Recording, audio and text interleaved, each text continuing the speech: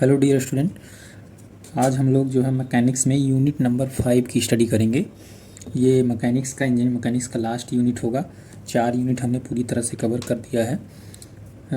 हर एक चीज़ों को जो है डिटेल में स्टडी किया है, विथ न्यूमेरिकल के साथ हमने सारी चीज़ों को बता दिया है। यूनिट नंबर 5 कौन सी हमारे पास? Introduction to kinetics of rigid body. Chapter का नाम है introduction to kinetics of rigid body. जैसा कि आप लोग देख पा रहे हो, एक टर्म यहाँ पे आ रहा है काइनेटिक्स। काइनेटिक्स को हमने पीछे ही डिफाइन किया था। काइनेटिक्स का मतलब क्या होता है मैं यहाँ पे लिखे दे रहा हूँ, फिर से एक बार बता दे रहा हूँ। पहली चैप्टर में बताया था इसको, फिर चौथे चैप्टर में फिर से एक बार बताया था, यहाँ पे फिर से एक बार बता रहा हूँ। काइनेटिक्स को कहते क्या है? इस टर्म, छोटे से टर्म से समझो इसको। स्टडी ऑफ मोशन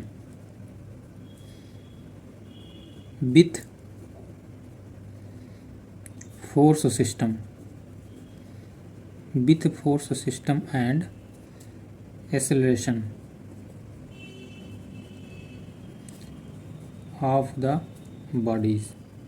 मतलब हम यहाँ पे उन बॉडीज़ का अध्ययन करेंगे, एनालिसिस करेंगे, जिसमें फोर्सेस का भी एनालिसिस किया जाएगा तथा due to acceleration of the body. मतलब बॉडी एज ए मोशन में तो है ही है, मोशन में बॉडी के साथ साथ हम फोर्सेस का भी एनालिसिस करेंगे। बॉडी में लगने वाले जितने फोर्सेस होंगे उनका भी एनालिसिस करेंगे। तो वो किस में एनालिसिस किया जाता है? काइनेटिक्स में एनालिसिस किया जाता है। अगर कहें कि फोर्सेस को कंसीडर ना किया जाए तो उसे क्या बोलते हैं? काइनेमेटिक्स कहते हैं। तो काइनेमेटिक्स और काइनेटिक्स में डिफरेंस पता चल गया होगा आप लोगों को। ठीक है, यहाँ से 2-2 नंबर वाले क्वेश्चन भी कवर करूंगा, और जो भी बड़े बड़े क्वेश्चन पूछे जाते हैं न्यूमेरिकल सहित वो भी कवर किया जाएगा। दोनों को साथ में लेके चलेंगे। तो हम सबसे पहले पढ़ते हैं ट्रांसलेशन मोशन क्या होता है। Various type of plane motion. Various type of plane motion. कितने टाइप के प्लेन मोशन होते हैं? पहला जो टाइप है अपने पास ट्रांसलेशन मोशन। देखो ट्रांसलेशन मोशन क्या होता है, मतलब मैं इसमें लिख रहा हूँ, ध्यान से समझना इसको। ट्रांसलेशन मोशन वो मोशन होते हैं the particle move it's same velocity. The particle move it's same velocity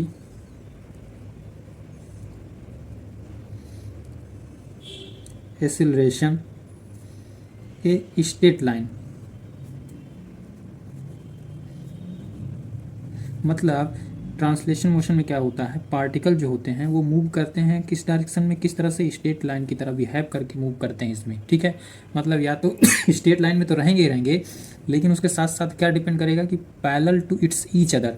मतलब पैरेलल में भी पोजीशन हो सकती है उनको मूव करने की। पैरेलल टू इट्स पोजीशन हो सकता है। आपके पास पार्टिकल की संख्या बहुत सारी हो तो मूव करने की जो टेंडेंसी होगी वो कैसी रहेगी? पैरेलल रहेगी। ठीक है, फिगर से इसको समझते हैं। जैसे कोई अपने पास इस तरह का कोई एक पार्टिकल है, ठीक है, ये हमने कुछ पार्टिकल बना दिया एग्जांपल के लिए। अब इनका मूवमेंट, मान लिया ये पार्टिकल से ये पार्टिकल हो गया ए डैश, ये बी डैश, ये हो गया ए, तो ये हो गया ए डैश, ये हो गया बी, तो ये हो गया बी डैश, ये हो गया सी, तो ये हो गया सी डैश। मतलब इनका मूवमेंट क्या है? एक तरह से बी से यहाँ पहुँचने में पैरेलल है, तो इसे बोला जाता है। पीछे हमने ये चीज़ बताया था रेक्टिलिनियर मोशन। रेक्टिलिनियर, इसे क्या बोला जाता है? अगर इस तरह का मूवमेंट नजर आएगा आपको तो रेक्टिलिनियर बोला जाता है। लेकिन यहीं पे अगर कोई कर्व शेप बना ले, जैसे इस तरह का है, तो पैरेलल ही मूवमेंट कैसा है आपका? पैरेलल ही है, लेकिन ये इनका शेप कैसा है? कर्व शेप है, तो इसे क्या बोला जाता है? इसे बोला जाता है कर्वीलिनियर। कर्वीलिनियर क्या? Motion, curvilinear motion. अब ये रेक्टिलिनियर मोशन, कर्वीलिनियर मोशन, ये किसके पार्ट हैं? ये पार्ट हैं ट्रांसलेशन मोशन के। मतलब एज ए पार्टिकल हमें क्या हो रहे हैं? ट्रांसलेट कर रहे हैं। ये एक पार्टिकल हो गया, ये एक पार्टिकल, पार्टिकल की ये मूवमेंट है, पार्टिकल की ये क्या है? मूवमेंट है। ये 2 एग्जाम्पल हमने बता दिया। ये ट्रांसलेशन मोशन होता क्या है ये हमने स्टडी कर लिया। अब हम पढ़ते हैं रोटेशन। अगला मोशन अपने पास क्या है?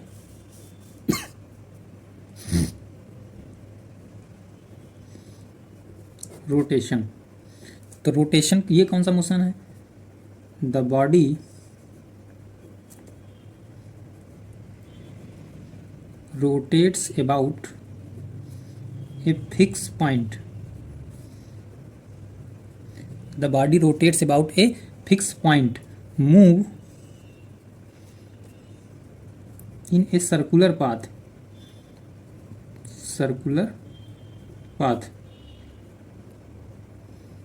ये पाथ लिखा है, ध्यान रखना इसको, मैं यहाँ पे लिख दे रहा हूँ PATH।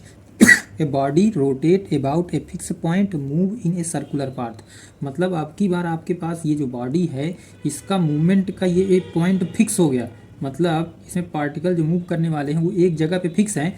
अब ये बॉडी कुछ यहाँ से यहाँ पहुँच गई, लेकिन अपने पास पॉइंट का ये पॉइंट O है, मतलब एक ओरिजिन यहाँ पे क्या कर दिया गया, बॉडी को, अब की बार बॉडी हमारे पास ये यहाँ से यहाँ मूवमेंट हो गया, लेकिन हमने पास पॉइंट कैसा है, पॉइंट हमारे पास ओरिजिन पॉइंट क्या है, फिक्स है। तो इस तरह के रोटेशन को क्या बोलते हैं यहाँ पे ये चीज़ डॉटेड लाइन से दिखा सकते हो, बॉडी यहाँ से यहाँ मूव कर गई, कुछ एंगल पर मूव कर गई, लेकिन अपने पास ओरिजिन पॉइंट क्या है, वहीं पर है। तो इस तरह के मूवमेंट को क्या बोलते हैं, रोटेशन बोला जाता है, एक जगह से खड़े होकर के रोटेट हो जाना। तो इस तरह के मूवमेंट को क्या बोलते हैं, इस तरह के मोशन क्या बोलते हैं, रोटेशन मोशन बोला जाता है। ठीक है, तो ट्रांसलेशन मोशन समझ में आ गया, रोटेशन मोशन समझ में आ गया। अब अगर इन दोनों को हम कंबाइंड कर दें तो तीसरा मोशन कौन सा बन जाएगा अपने पास, कंबाइंड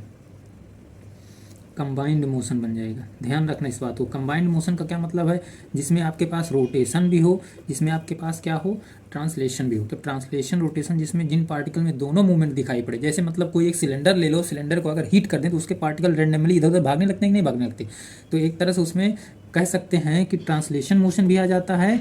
और अगर पार्टिकल एक ही जगह से दूसरे जगह से मूव कर रहे हैं धीरे धीरे, हो सकता है आप हीट स्टार्टिंग में कम रही हो, हीट एनर्जी कम दी है, तो मूवमेंट के पार्टिकल कैसे रहे होंगे, ट्रांसलेशन मोशन में आए हों, लेकिन कुछ समय के बाद वो किस में बदल गए, रोटेशनल मोशन में बदल गए।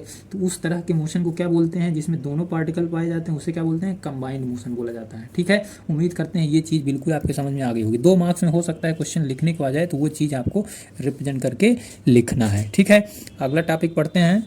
इस चैप्टर में सबसे यूनिट नंबर 5 में ये क्वेश्चन पूछा, यूनिट नंबर 5 में ये क्वेश्चन पूछा जाएगा, ध्यान रखना इस बात को। या तो इसको 2 मार्क्स में पूछ लेगा एग्जामिनर, या तो इसमें न्यूमेरिकल बना देगा। अगर न्यूमेरिकल बनाएगा तो 10 नंबर में आएगा, अगर थ्योरी बनाएगा तो 2 मार्क्स में पूछा जाएगा कि डी एल्बर्ट्स प्रिंसिपल क्या है, इसको एक्सप्लेन करूँ। ठीक है, तो एक एक करके पहले इसकी डिफिनीशन देख लेते हैं, फिर इसके बाद इससे बनने वाले न्यूमेरिकल के बारे में हम लोग एनालिसिस करेंगे आगे। तो इसका डिफिनीशन क्या कहता है, ध्यान से समझना इसको, हर एक टर्म को। The system of forces acting on a body, the system of forces acting on a body in motion in dynamic equilibrium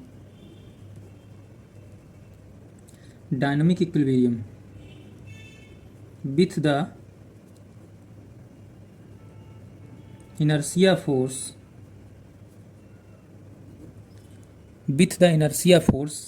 of the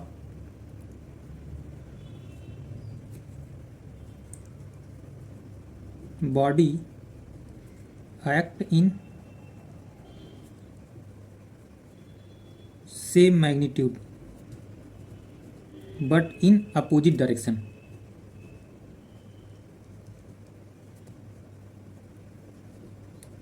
अब ध्यान से इसको समझो, क्या कह रहा है, कह रहा है the system of forces acting on a body, कोई अपने पास एक ये बॉडी है। ठीक है, ध्यान से समझना, मैं वो चीज़ जो बताना चाह रहा हूँ, कोई अपने पास ये बॉडी है, रेंडमली हमने कोई बॉडी ले लिया। ठीक है, फिर देखो ध्यान से, the system of forces acting on a body, system of force का मतलब बहुत सारे फोर्स होंगे इस बॉडी पर, क्या होंगे, जैसे हमने मान लिया F1 हो गया, ये F2 हो गया, ये F3 हो गया, बहुत सारा सिस्टम इस बॉडी पर, ये कैसी है, ये कोई एक बॉडी है, रेंडमली हमने ले लिया। ठीक है, the system of forcing acting on a body in motion in dynamic equilibrium. अब ये बॉडी इधर की तरफ मोशन में है, कुछ ना कुछ इसका मतलब एक्सेलरेशन होगा, ताकि ये बॉडी क्या कर रही है, मूव कर रही है। तो जब कोई बॉडी मूव कर रही होती है तो उसे क्या बोलते हैं, डायनामिक बोला जाता है, डायनामिक इक्विलिब्रियम।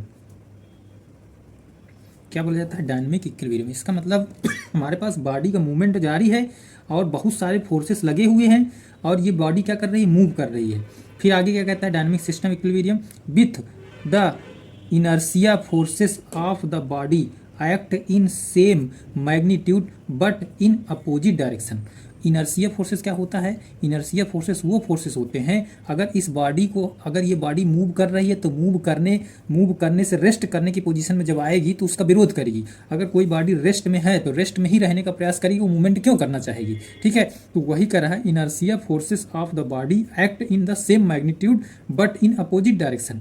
मतलब इस बॉडी को अगर हम रोकना चाहें तो क्या करें, इसके जस्ट अपोजिट डायरेक्शन में एक सेम मैग्नीट्यूड का एक फोर्स क्या लगा दें यहाँ पे। तो जब सेम मैग्नीट्यूड का आप एक फोर्स लगा दोगे तो ये बॉडी डायनामिक से कहाँ पहुँच जाएगी? स्टैटिक में पहुँच जाएगी। डायनामिक से कहाँ पहुँच जाएगी अपने पास? ये बॉडी स्टैटिक कंडीशन में पहुँच जाएगी। पहुँच जाएगी नहीं पहुँच जाएगी? बिल्कुल। तो जो आपने इसके जस्ट अपोजिट डायरेक्शन में फोर्स लगाया एक तरह से, वो है इनर्शिया फोर्स। वो कौन सा फोर्स है?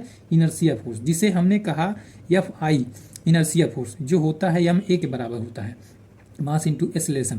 अब एक बात बताओ, यहाँ पे बहुत सारे फोर्स लगे थे ना, F1 F2 F3, तो इन फोर्सेस का अगर एक रिजल्टेंट निकाल लें, मैं मान लेता हूँ इनका रिजल्टेंट क्या है अपने पास? R है।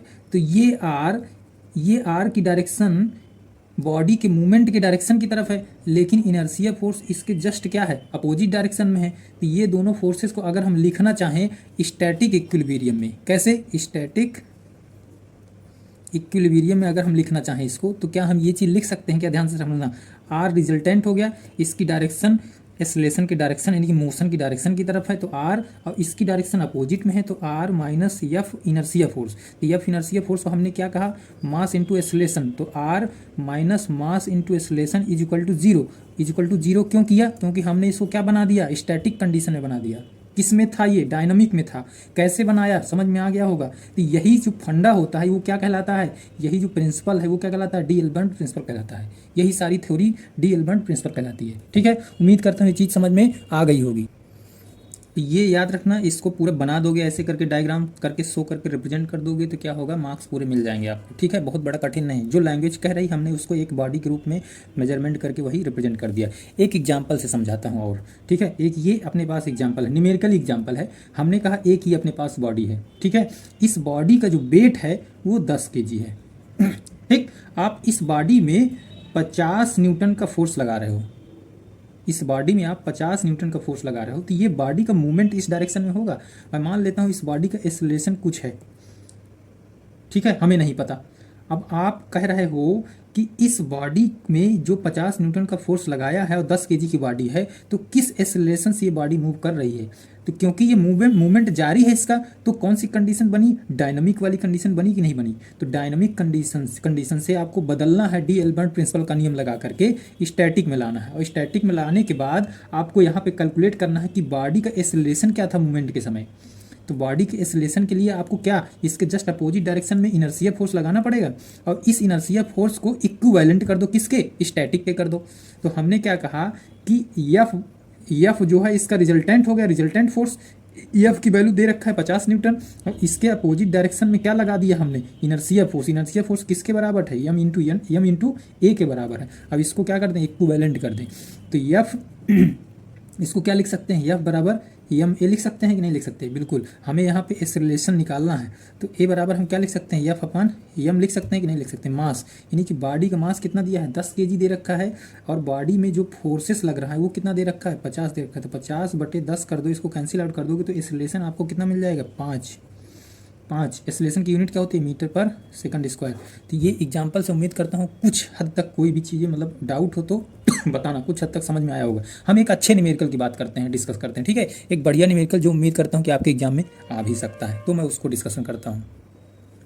ध्यान से समझना, ये क्वेश्चन पूछा जा सकता है, ठीक है। इस क्वेश्चन की लैंग्वेज तो मैंने पूरा नहीं लिखा, लेकिन मैं आपको समझाता हूँ। अपने पास कह रहा है क्वेश्चन कि find the pressure exerted in lift. आपको पास 2 लिफ्ट दी रही हैं, ठीक है, 2 लिफ्ट में आप इंजीनियर साहब इसके अंदर घुसे हुए हो, ठीक, इस लिफ्ट के अंदर आप घुसे हुए हो, आपका वेलकम है। तो एक बार लिफ्ट से आप ऊपर जा रहे हो, एक बार लिफ्ट से आप नीचे जा रहे हो, ठीक है। तो जब आप लिफ्ट से ऊपर जा रहे हो तो ये लिफ्ट क्या होगी? एक डोरी से क्या होगी? बंधी हुई होगी, है ना, उसको क्या बोलते हैं? एक डोरी से जब ये बंधी हुई होगी उसे लिंक बोला जाता है, लिंक चैन बोला जाता है।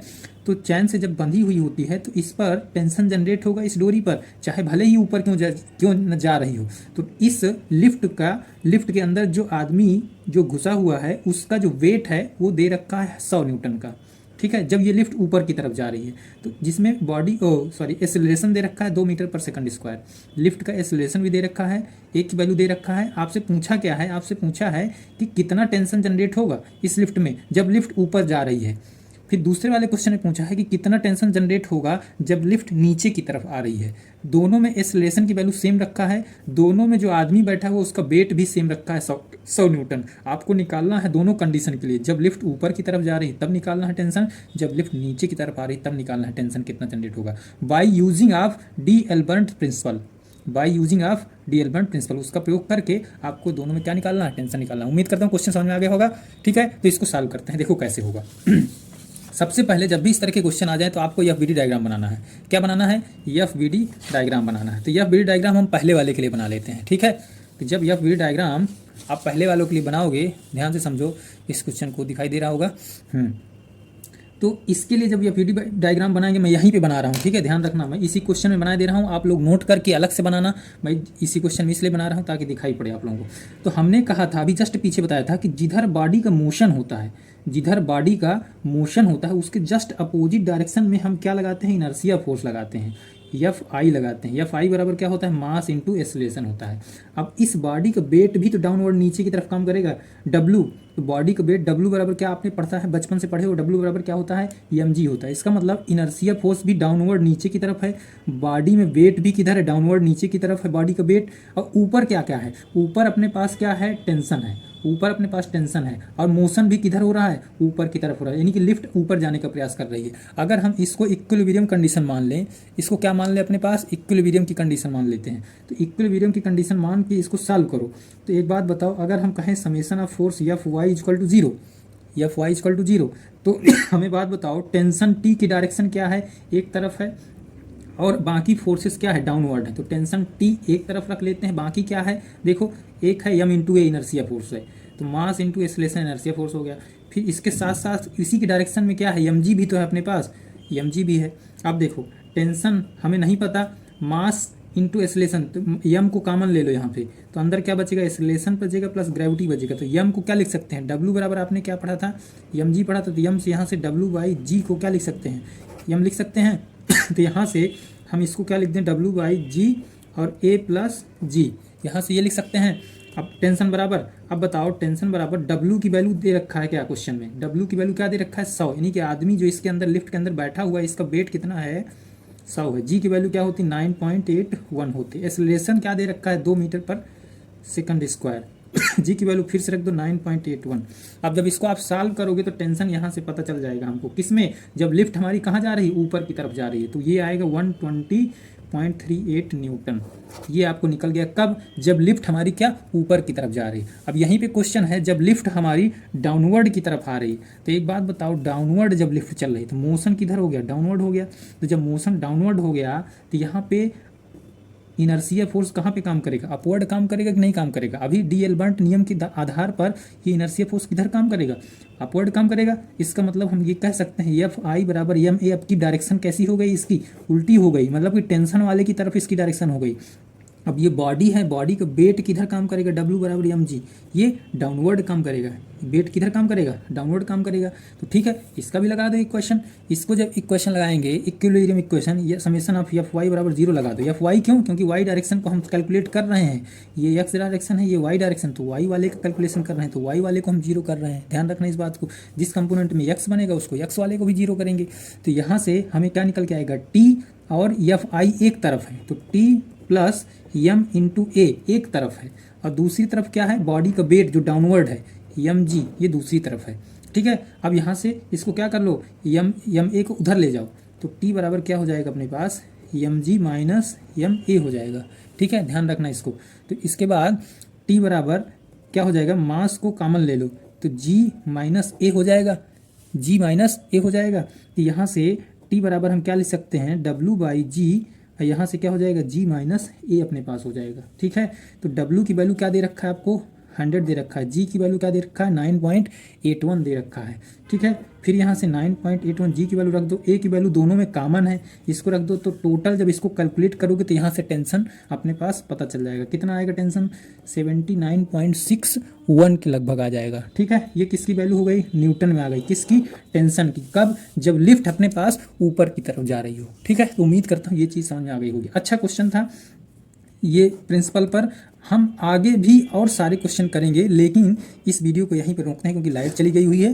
तो यहाँ तक आप लोग रिवीजन करिए, यूनिट नंबर 5 में हम आगे क्वेश्चन इससे और रिलेटेड जो पूछे जाते हैं क्वेश्चन, थोड़ा सा डिफिकल्ट क्वेश्चन लाऊंगा, तो आगे करते हैं, आगे मिलते हैं अगले वीडियो में। ओके, तब तक ले बाय।